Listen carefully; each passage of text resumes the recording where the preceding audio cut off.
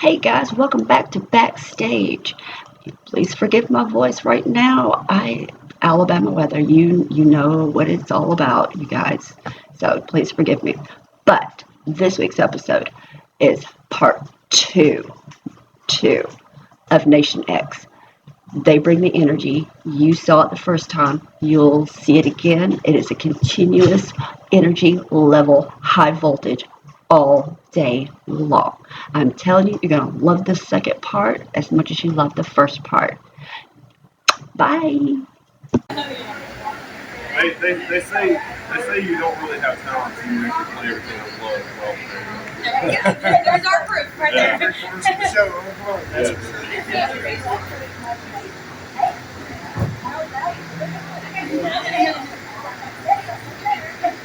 That's definitely captain. How are you doing on time? 20. 20?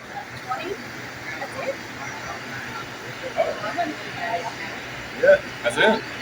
Oh, it's still going. Okay. As long as y'all want to talk, we'll go. Cheers to Frank White.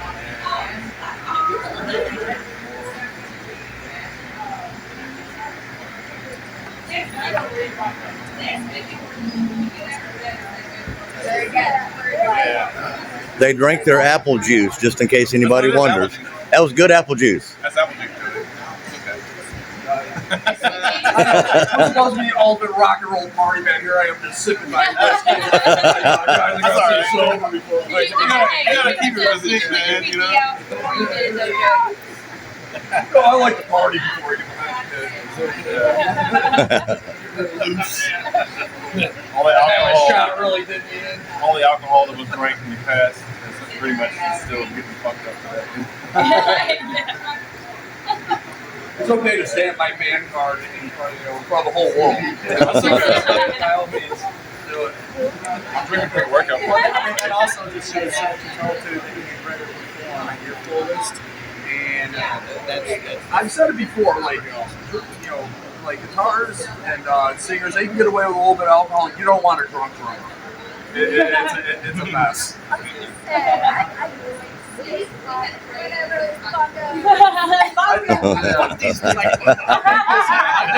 imagine doing the Chris Farley tumble through the drums. Real ugly. Well, he's down. Anybody want to come up and do the drums? Great job, Joe. Great job. I don't think you've got a job. Yeah, I don't think Tommy Lee was drinking Jack Daniels that night. It was definitely sweet tea.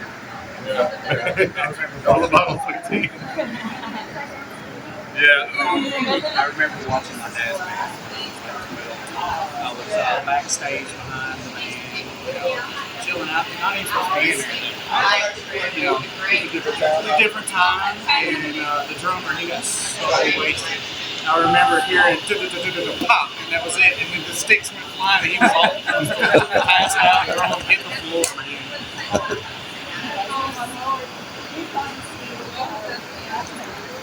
I got some more.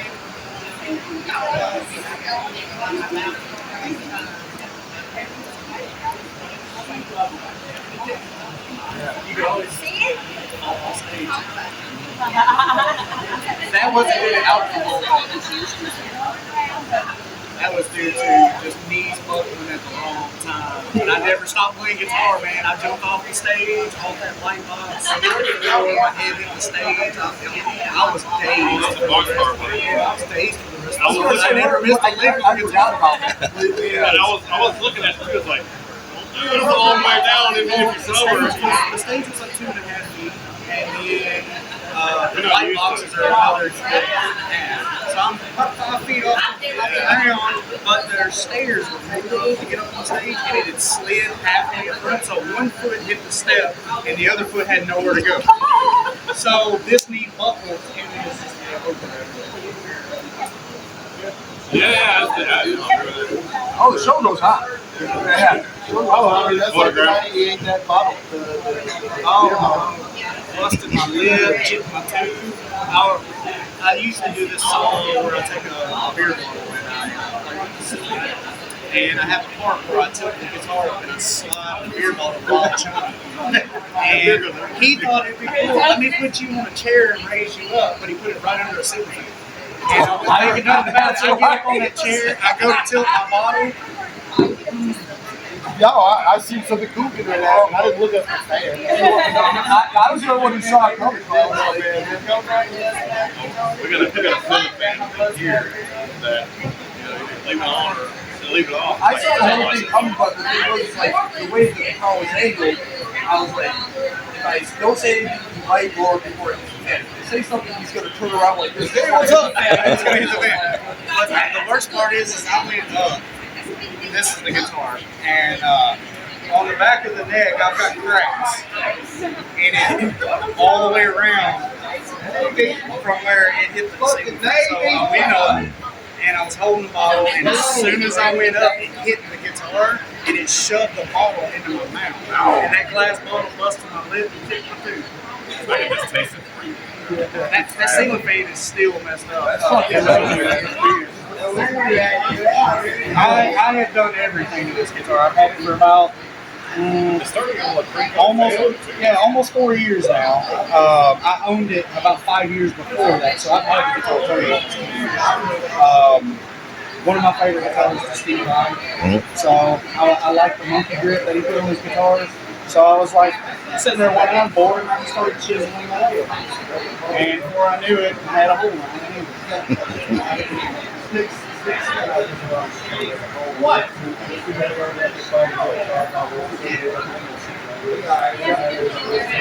I usually repaint one every couple of weeks. I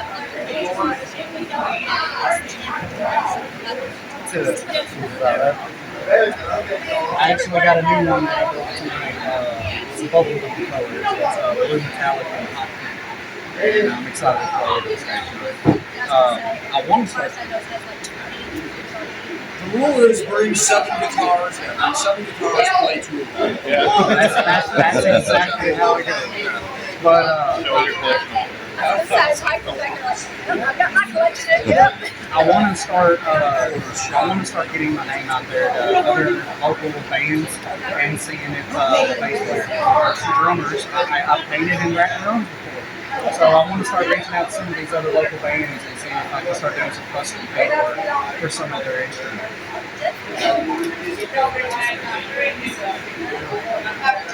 Just try to get color design. In about 3 years time, so say about 3 years time, for a band, I've seen them make about 10 different guitars, at least minimum.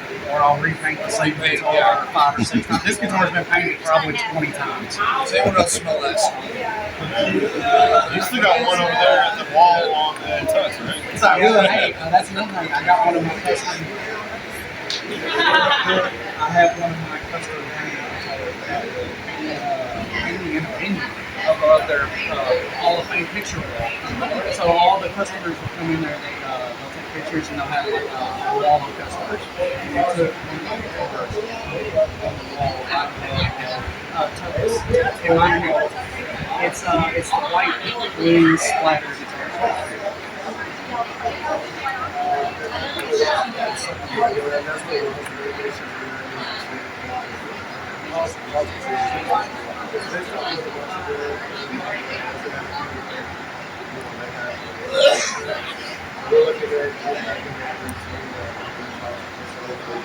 Actually, seen some dates a couple days ago, but they clashed with other shows we have. So the only thing keeping us from playing there right now is just finding the day to be there.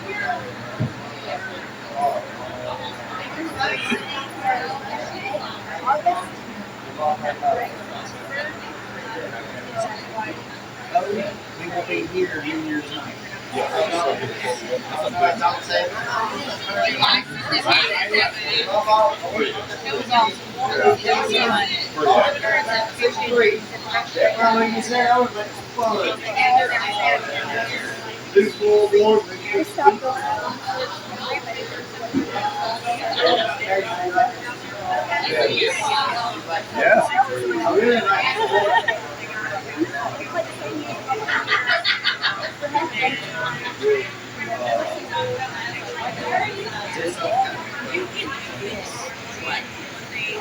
Oh, if you're paying attention, usually sometimes me and Dilo will sit there and change each other around.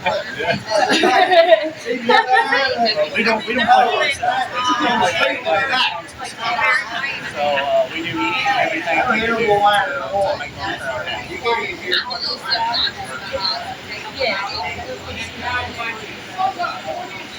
See that, bro? We appreciate it. It's just the passion. We all have such a high passion for it and enjoy it so much that it makes it worth it. Obviously, non-touring bands that money's not going to be. You good? There's no money. We don't really be chasing it. I get paid for everything in between is just fun.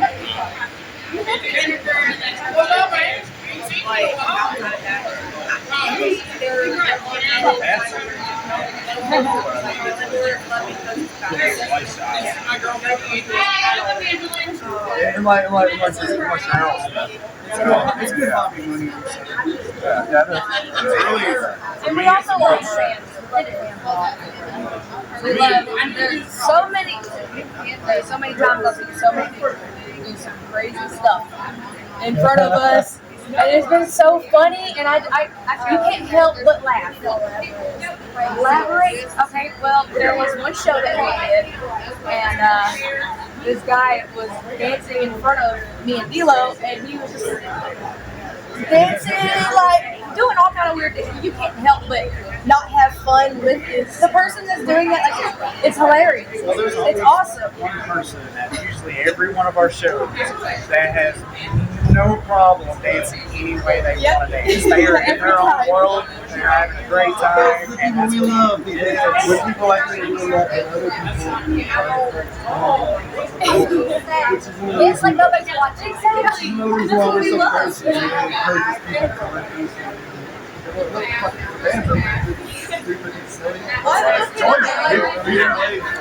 we never like to hear all the things. People or whatever it was, and then I was like, if there's anybody here, then like, the rest of y'all. My favorite moment, one of my favorite ones was joining the band, was when we played Stranglehold. The ball was starting, we were a little bit there. And Will was his, that place in Lewisburg. Mickey's, yeah. And Matt gets up on 2 chairs and uses them as shoes. And he's walking. I'm like, shoulder across the dance floor. I'm like, what the hell is this guy doing? He came right behind the table and couldn't give you drinks on it, so he just grabbed 2 chairs. And I had some really big pieces. They grip really good. He was walking through there and started walking back. He's literally going across the floor like this on 2 chairs.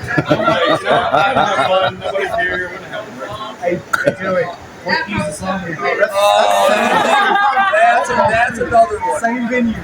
Same venue. So, the guy walks up and first plays Stranglehold again, and he plays this guy can play this shit up. I walked out into the crowd, and this guy comes up to me, and I'm playing to the people in the crowd, and I'm walking up the tables and stuff, and he stands up, and nothing's going on, he's like, dude, I'm like, shit up. I was like, I'm here if I play the guitar, and I was like, I hesitated for a minute, because, it's 50-50 chance that this could be a killer man.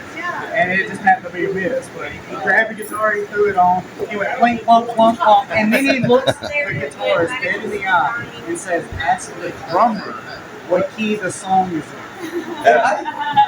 I'm sitting there, obviously I can hear it because it's from me to... Yeah, I'm yelling out, Joey, what key's it in? Well, yeah, so I'm sitting there and I'm like, jamming it up, I'm like, all right, this guy's getting a shred. And he puts it on, and he goes, and I was like, what the fuck is this? I was like, and for some reason I take it out on D-Lo. I'm yelling at D-Lo. I'm like, dude, what's going on? He's like, I don't know. What's there? I was like, what? And so it was D-Lo's fault. And the best part is I told him what key the song was in, and he still didn't change it. So I was like, I gotta wrap this song up. I need to get back. I gotta do the outro. that was one of the funniest moments. So after that show, we were laughing. But I was just in disbelief. Like I was seriously expecting this man to hit us with some shred. Yeah, hit it like he was so confident. First time I ever trusted anybody and hand them my guitar. So that was my first time just taking faith in someone. And he ruined it. Yeah, he ruined it. Then he Rushed just- it. Yeah, rushed that thing. Oh, no. I mean, it I don't just go around asking if you want to play now. At least have the you've got the courage, but at least have the skill. Man. Like if he'll come catch me on a break and show me a video and him playing guitar at home, Focus, or yeah. something, Even just or because you think you can, or you catch me on break and I'll let you fiddle with it for a minute, and then I might bring you up during the set. No more just random handoff. Go back to the drawing board. Go back to the bedroom and play your guitar. And learn It's just when you say those words, I can play the shit out of this song. I'm expecting you to deliver. Well, that's what I said. Yeah, As soon like- as he said it like that, Yeah. I was like, his confidence is key. He must probably play the shit out of it. Yeah. That's how I would come about. I was hoping and expecting him to outplay me. Play the That's what I song. wanted. Right. I wanted him to show me up right there. And that was not the case. Give myself the confidence to play stuff I don't want to play to try to make it better. So it was going to be like a, okay, tick for tat. Now I'm going to try to outplay that. Yeah. Makes me strive to be better too.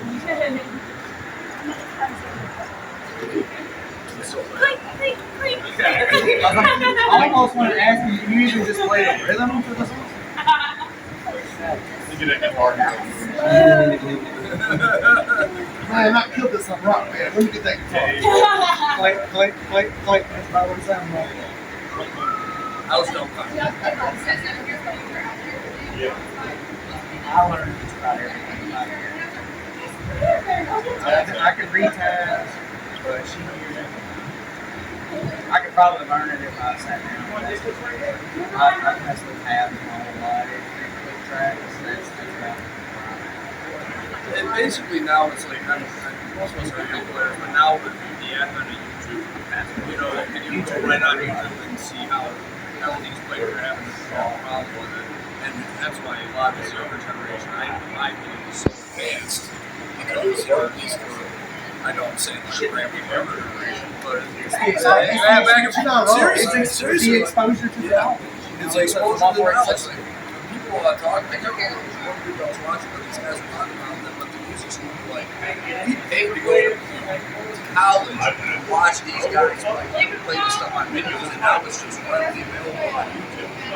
It's, and those are younger cats, you know, these things are coming out. I think a lot of it has to do with the availability. I call it like my dad. Play it, try to play it, and then you stop, rewind, play it, and then try to play it again. Hours on hours under that one chord. Take it into your phone, teacher, and be like, hey, can you figure this out?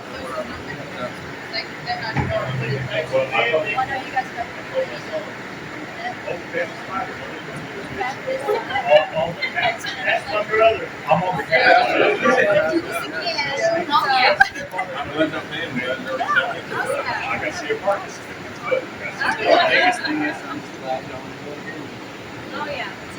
If we decide to do it again, I'll promise this shop will be gone by the next time. The next time you come back here. I've had it gone for the next same shot. That's right.